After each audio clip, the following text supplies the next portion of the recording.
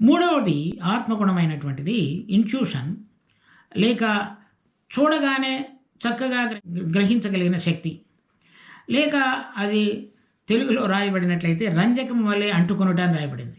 అంటే అది మామూలుగా చూచినప్పుడు ఈ ప్రాణ సంబంధమైనటువంటి జ్ఞానము, లేక ఈ లోక సంబంధమైన జ్ఞానము చూస్తున్న విషయాలను బట్టి, వింటున్న విషయాలను బట్టి మనిషికి కలిగినటువంటి జ్ఞానములో ఆలోచించి, లేక చక్కగా వాటిని పరిశోధించి అవునా కాదో అనేటువంటి బేరీజు వేసుకొని వాటి విషయంలో ముందుకు సాగుతాడు, నిర్ణయం తీసుకుంటాడు.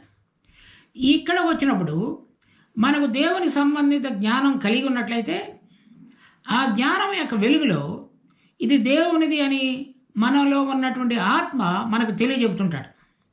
దాన్ని ఇంట్యూషన్ అన్నారు. ఆ వాటిని గ్రహించడానికి కావలసినటువంటి శక్తి ఏదైతే ఉన్నదో దేవుడు మనల్ని సృష్టించినప్పుడు మనలో ఉంచినటువంటి ఆత్మలో ఉంచున్నాడు. అందుచేత ఇది భౌతికమైనటువంటి మరి ఈ ప్రాణ సంబంధమైన సహజ సంబంధమైనటువంటి జ్ఞానమునకు విరోధమైనది. అవి సహజ సంబంధమైనటువంటి జ్ఞానము ఈ లోక సంబంధమైనదిగా ఉండి దేవునికి సంబంధిత జ్ఞానమునకు వ్యతిరేకంగా పనిచేస్తున్నది. ఈ లోకంలో ఉన్నటువంటి జ్ఞానము, లేక వేదాంతము, లేక మనుషునికి కలిగినటువంటి విషయాల ద్వారా, పరిశోధనల ద్వారా తెలుసుకొని జీవించడానికి కావలసిన విధంగా ఏదైతే మనిషి జ్ఞానాన్ని సంపాదించుకుంటున్నాడో దానికి పూర్తిగా భిన్నమైనటువంటిది. ఆత్మలో దేవుడు మనిషిని వెలిగించిన తరువాత అతనిలో ఉంచబడి పరిశుద్ధాత్మ దేవుని ద్వారా అతనికి దేవుని గురించినటువంటి జ్ఞానమును, వివేకాన్ని అతడు ప్రసాదించి దేవుడు తన కార్యములను ఏ విధంగా చేస్తాడో, చూస్తాడో, చేస్తాడో, నడిపిస్తాడో వాటిని గురించినటువంటి సమస్తమైనటువంటి జ్ఞానాన్ని ఆత్మలో మనకి తెలియజెప్తుంటాడు.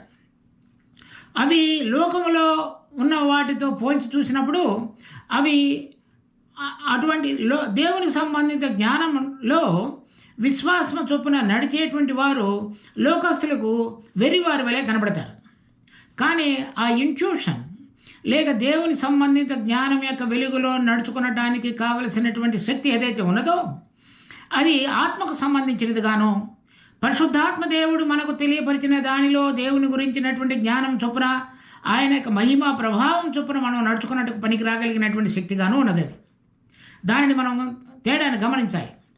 మనిషి ఎప్పుడైనా లోక సంబంధిత జ్ఞానంతో తనకు కలిగినటువంటి బుద్ధితోటి ఆలోచించి, విమర్శించి, బేరీజు వేసుకొని నడిచినట్లయితే, చూస్తున్న విషయాల ద్వారా నడిపింపబడినట్లయితే అది ఆత్మ సంబంధమైనది కాదు.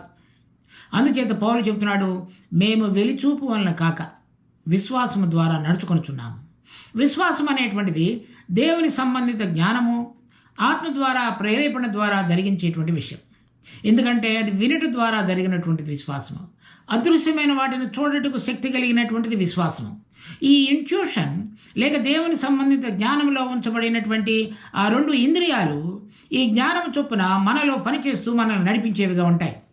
అవి ఇంకా వేటికి అనుగ్రహించబడలేదు. కనుక ఈ జ్ఞానంలో మనం నడుచుకునటానికి అవసరమైనటువంటిది విధంగా ఆత్మలో ఒక అంశాన్ని, ఒక గుణాన్ని దేవుడు మనని సృష్టించినప్పుడు ఉంచున్నాడు. చూడండి, ఉదాహరణకి అది అపోస్తుల కార్యములు 7వ అధ్యాయం 2వ వచనం, మహిమ కలిగిన దేవుడు మన పితరుడైన అబ్రహామునకు ప్రత్యక్షమైనప్పుడు అని వ్రాయబడినది. మెసొపొతేమియా అనేటువంటి ఊరిలో అతను ఉన్నప్పుడు, కల్దీయుల ఊరు అనేటువంటి ప్రాంతంలో ఉంటున్నప్పుడు, అతడు విగ్రహారాధికుడై ఉంటున్నప్పుడు, అతడు తెలియనటువంటి దేవతలను పూజించేటువంటి సందర్భంలో మహిమ కలిగినటువంటి దేవుడు ప్రత్యక్షమై, నీ తల్లిని, తండ్రిని, నీ దేశమును విడిచిపెట్టి నేను చూపించబోతున్నటువంటి దేశమునకు బయలు వెళ్ళమని చెప్పినప్పుడు వాళ్ళందరినీ కూడా విడిచిపెట్టి తన తండ్రిని మాత్రం తీసుకుని అతను బయలుదేరినాడు.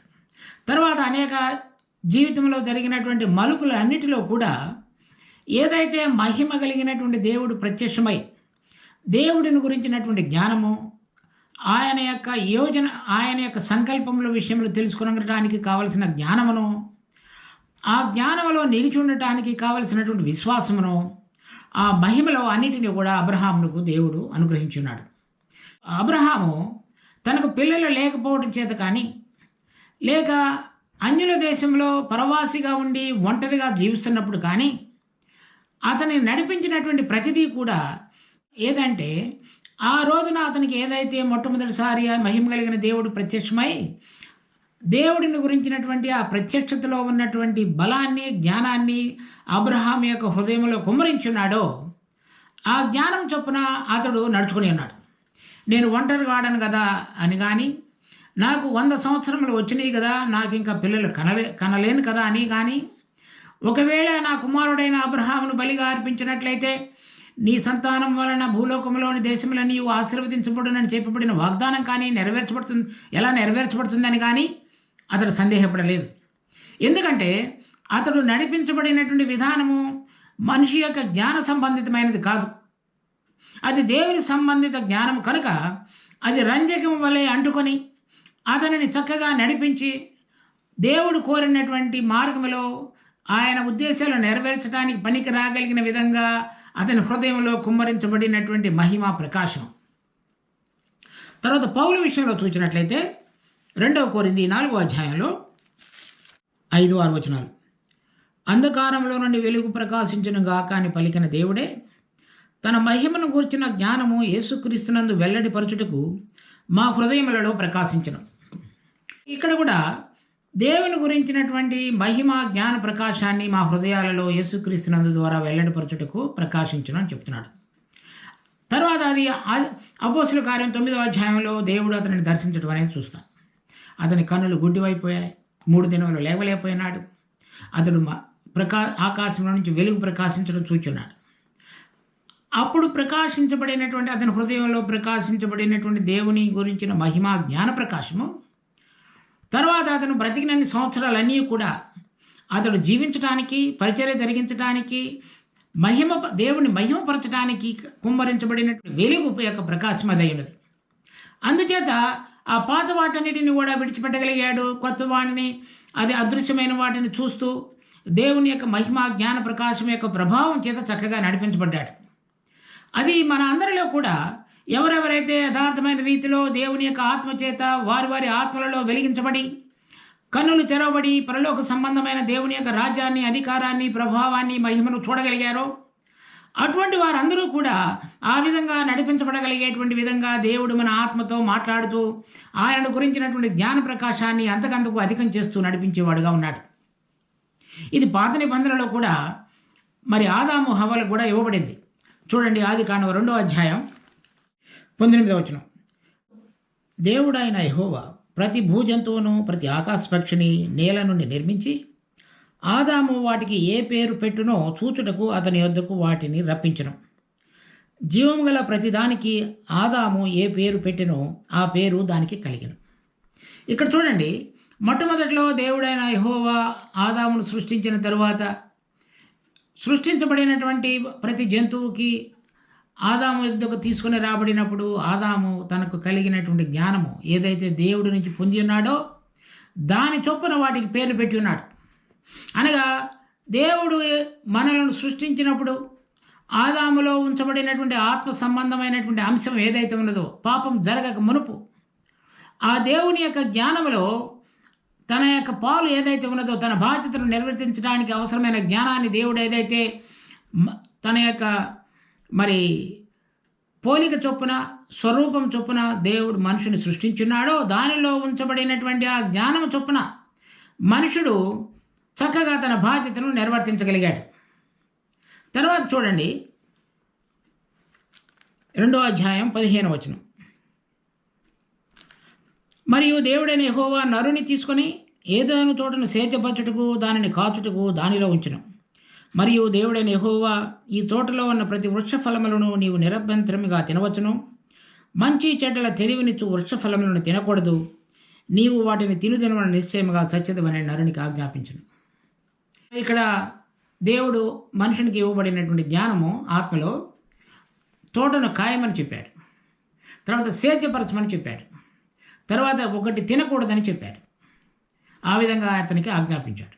అంటే ఈ కాయమని చెప్పటంలో అతనికి కలిగిన బాధ్యతను గురించిన జ్ఞానాన్ని ఇచ్చాడు. తర్వాత ఈ సేద్యపరచడం అనేటువంటి దానిలో అతని పనిని అప్పగించాడు. దాని తర్వాత ఏది చేయకూడదో అది చెప్పాడు. ఈ 3 సంబంధిత విషయాలన్నిటినీ కూడా దేవుడు స్పష్టంగా మనిషికి తెలియపరిచాడు. అంటే వాటిలో ఎందుకు నువ్వు తినకూడదనే విషయాన్ని కూడా చెప్పాడు. నువ్వు తినినట్లయితే చచ్చిపోతావు. అంటే నాతో సంబంధిత సహవాసం కలిగి ఆత్మలో ఎటువంటి విధంగా మనం జీవించాలో, లేక నీవు దేవుని యొక్క ఉద్దేశము ఆ జ్ఞానం చొప్పున జీవించాలో అది పోతుంది అని చెప్పాడు. అది ముందుగానే తెలియపరిచాడు. ఆ జ్ఞానాన్ని మనుషుడికి దేవుడు అనుగ్రహించాడు. అలా ఇవ్వకుండా దేవుడు లెక్క తీసుకోడు. అలా తెలియచెప్పి అంతకుముందు పోలిక చొప్పున స్వరూపంలో సృష్టించబడినటువంటి మనుషుడు దేవుని యొక్క జ్ఞానాన్ని ఆత్మలో గ్రహించి తన బాధ్యతను నిర్వర్తించే విధంగా దేవుడు మనిషిని ఏదైనా తోటలో ఉంచున్నాడు.